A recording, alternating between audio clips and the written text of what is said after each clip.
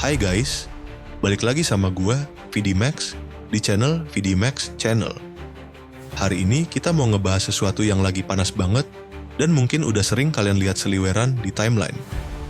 Konten buatan AI. Yap, dari gambar-gambar keren yang nongol entah dari mana, caption medsos yang kayaknya pas banget, sampai video yang bikin kita mikir, ini beneran atau editan sih?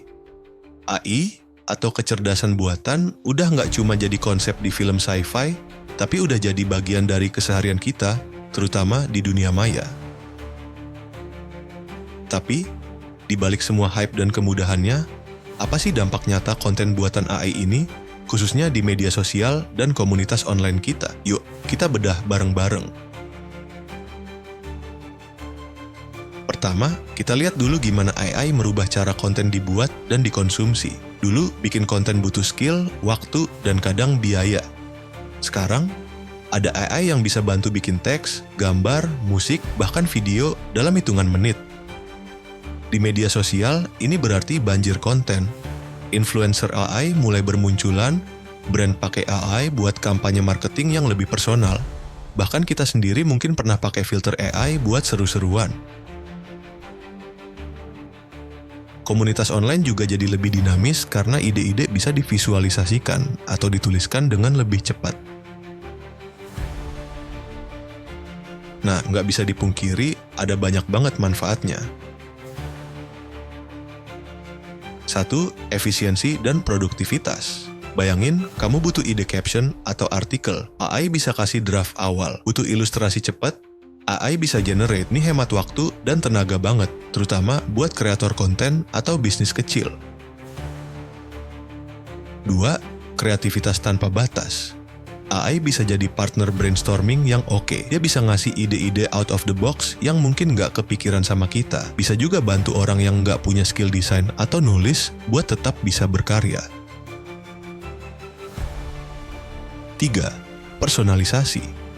Algoritma AI di medsos udah canggih banget buat nyodorin konten yang sesuai minat kita. Kedepannya, konten yang kita lihat bisa jadi makin personal, seolah dibuat khusus buat kita. 4. Aksesibilitas. AI bisa bantu bikin konten yang lebih mudah diakses, misalnya otomatis bikin subtitle buat video atau deskripsi gambar buat teman-teman tunanetra. Keren kan? Tapi, tunggu dulu, setiap teknologi pasti ada dua sisi mata uang.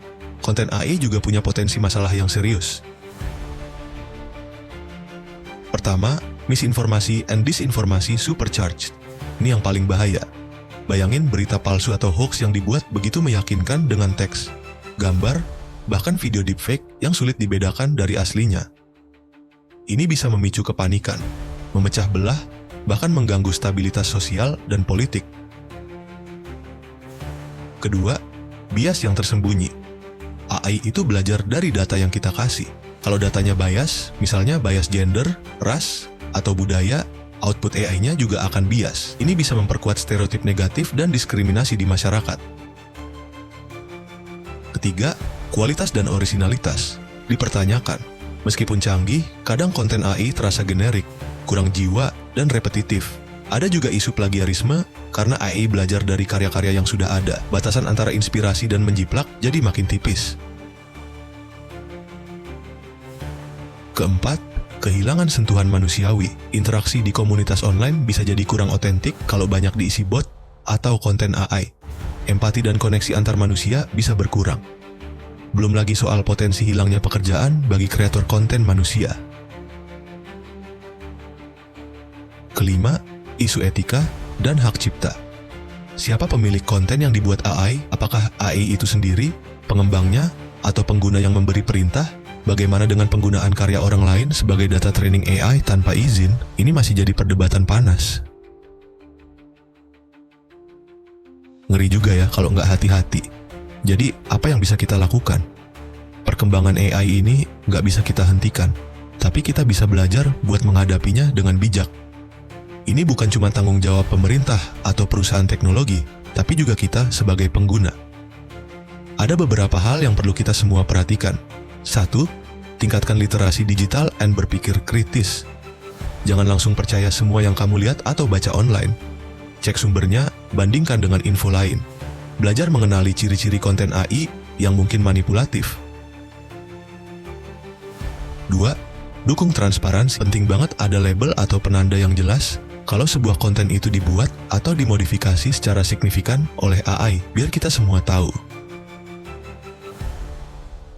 3.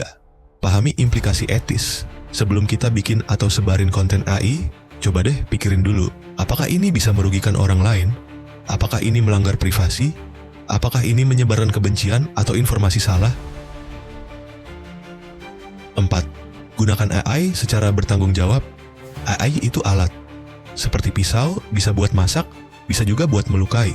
Gunakan AI untuk hal-hal positif, untuk bantu kreativitas, bukan untuk menipu atau merusak. 5. Terus belajar dan berdiskusi, lanskap AI ini berubah cepat banget. Yuk, kita sama-sama terus update informasi, ikut diskusi, dan berbagi pengetahuan soal AI dan dampaknya. AI membuka pintu ke berbagai kemungkinan luar biasa, tapi juga membawa tantangan baru yang kompleks. Ini adalah era baru dalam pembuatan konten, dan kita semua berperan dalam membentuk masa depannya. Gue pengen banget dengar pendapat kalian.